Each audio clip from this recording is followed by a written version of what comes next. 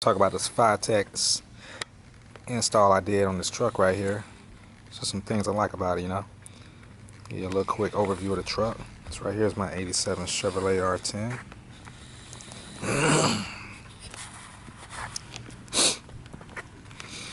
Got a 350 small block, some 373 gears in there. A few other little goodies. And that's what I like to tell them right there. You are in the way. So move it.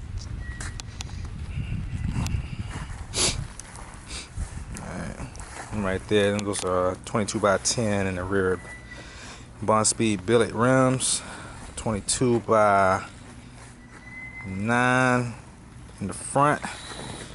And let's go up under this hood and check out what's under here. Alright, right here, see, we got the 350 small block, got the aluminum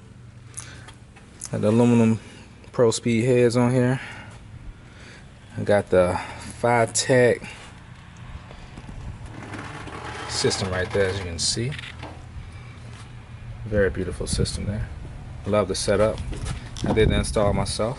As you can see, I got my gauge right here. This is the Go EFI 600 horsepower, by the way. And I did opt to use the return fuel line instead of doing the deadhead setup, which a lot of people might find popular, but I feel any unnecessary fuel, why not return that fuel back? As you can see here, I got the Spectra cone filter, and I wrapped the piping with header wrap. Just try to help combat some of the high engine temperatures, you know, so to keep that air a little bit cooler.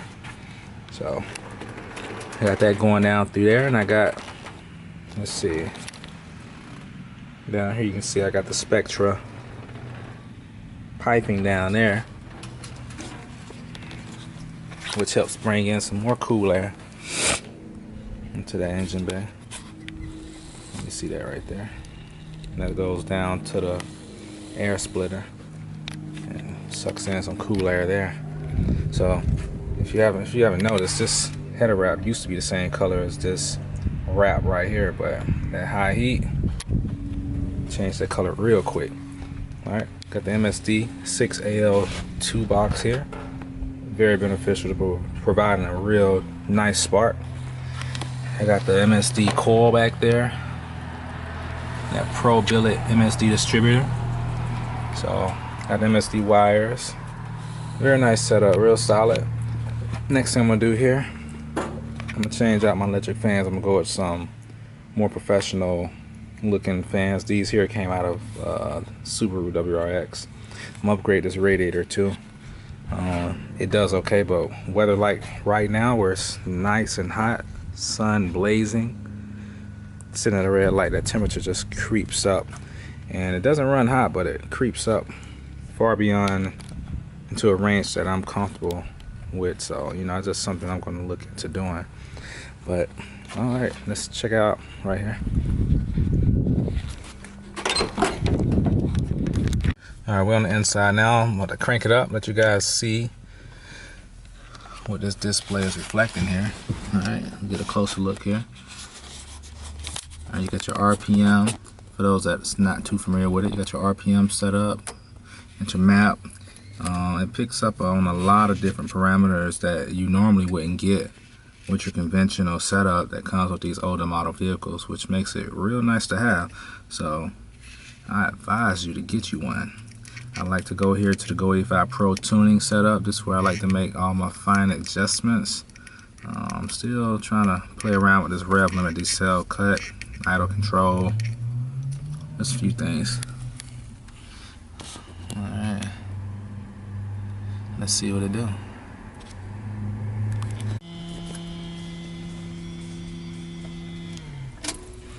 Let's go ahead to the dashboard.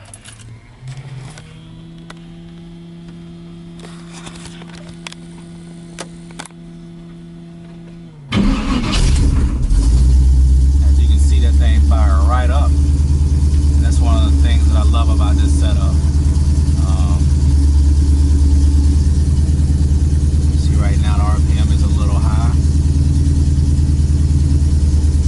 Let's see, my idle air control is up at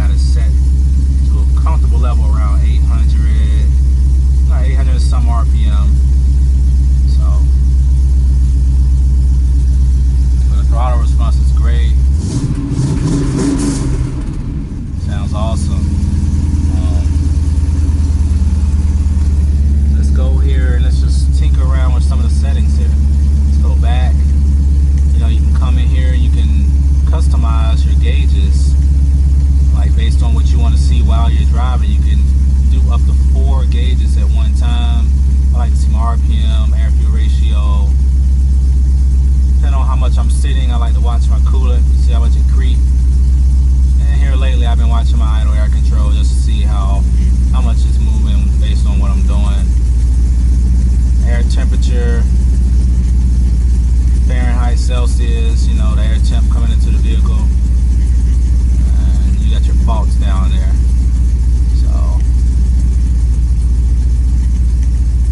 So you got RPM, coolant, air fuel ratio. And it actually stores this unless you disconnect one of these cables here, which is providing power to this module. Every time you get in, you always have those gauges there. So this is something to keep in mind. It's very nice to have. Alright. And again, I say this is a very nice setup. You see, I have a pretty nice rumble to the exhaust.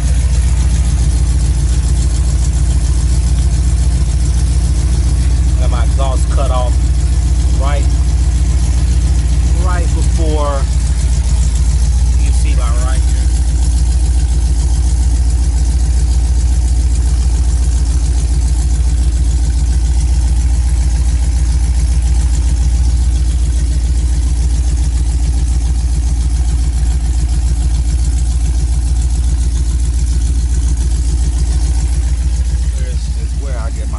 Rumble from. So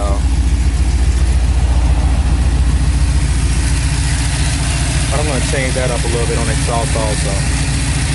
Up here at the front of in the engine bay, we got a nice quiet running 350. As you can see, I got the electric water pump set up. The 17 belt, belt. A lot of pretty stuff up under here. I already did a brake upgrade, so I'm going to go into doing a master cylinder upgrade here soon. Also, you know, to provide a little bit more stopping force for those big brakes I got on here. But back to the subject at hand. We're talking about the Go EFI setup. As you see, my fuel pressure is at a steady 60 psi. About 59, 58, and based on the needs of the engine, it'll automatically step that up to full output. But I want to come to you guys, let you guys know a little bit about how this thing is doing. I get out here and give it a little spin, let you see how it's driving and everything as well. But that's about it. Go check these guys out, Go EFI Pro. You know, I started off having a few issues with it, but it turned out that the distributor wasn't fully seated on the engine. You know, it has a slip collar. I didn't have a slip collar up high enough, and I thought it was engaging, but it was only engaging just enough to turn the distributor, but not enough to engage the oil pump. So I was getting no oil pressure, which in turn gave me really no lift, and I just had the valve train that was all jacked up. So make sure you keep your eye open for things like that. But other than that, guys, that's about it. We'll talk about this baby another time. Well, this right there is a Cadillac CTS-V Sport twin turbo. I'm ready to bust some heads. But that's it. We'll get some road action shortly. All right, guys. All right. I'm gonna take the truck for a little spin. Let you guys see how it drives. This is the Go EFI Fitech setup. 600 horsepower. So, no, nothing spectacular. That's my budget feel, you know. Make it do what it do.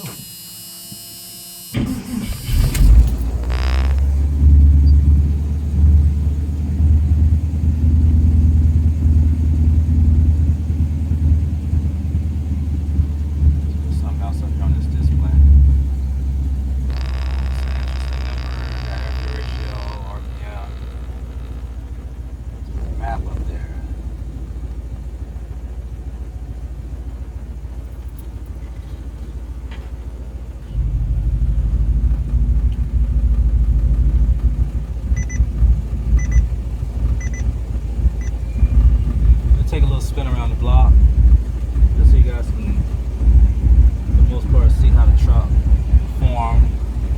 Give you a little run through of what I got going on with it. Shortly.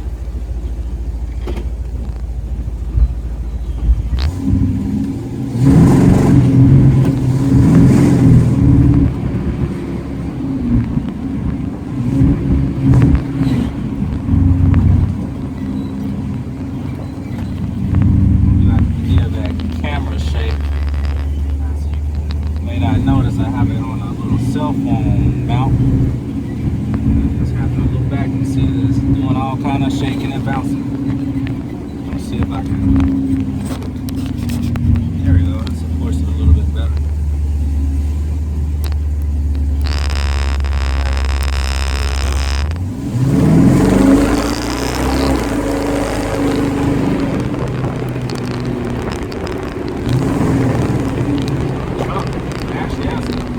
Nice little pep to it now compared to where it was before with the Holly setup I had on here.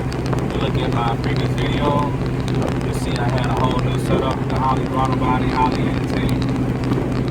And like if you notice the idle is still up a little bit.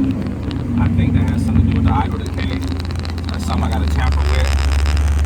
But it's actually doing a lot better when it does that, because before the idle drop down, and when I hit the gas, I was kind of have a small hesitation.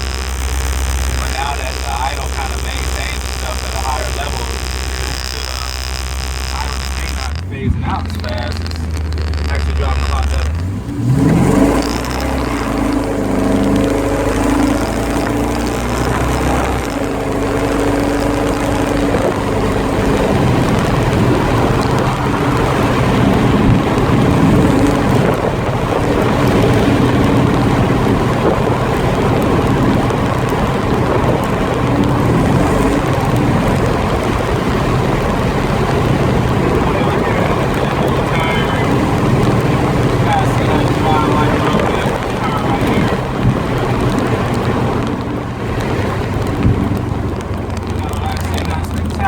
Just something fun. Right now I got a standard cam in here, a little regular performer cam.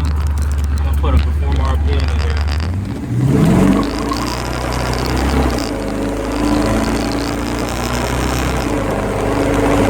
Still going with something.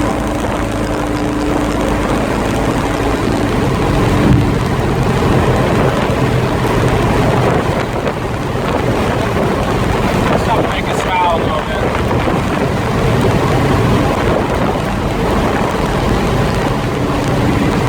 I put this throttle body in here, I don't really notice I'm going as fast as I normally do.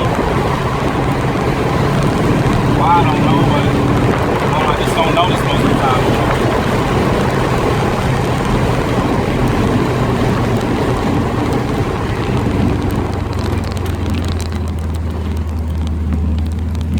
I do notice I can drink the hell out of some gas. But it's all about how you set it up. Like right now, as you can tell, the idle up, map low, but that's the torque on hand, you know. So that's, you ain't worry about no hesitation issues like I was having before when that wasn't there. So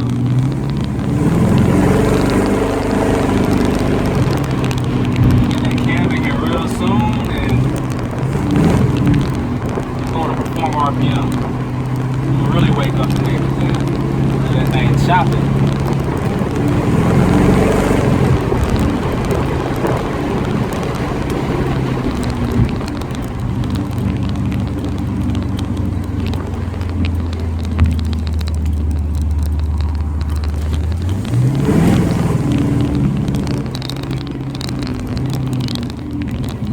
See how that RPM creeps down real slow?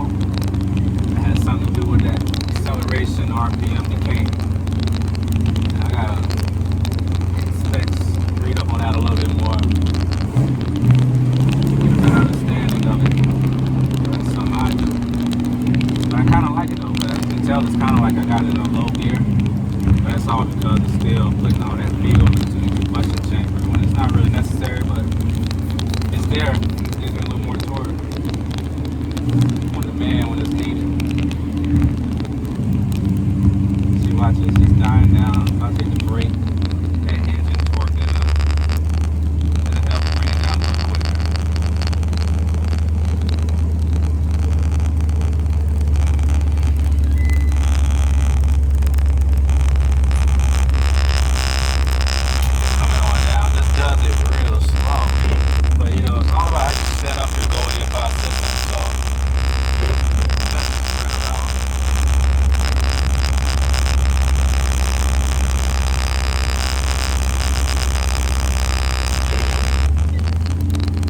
that's it.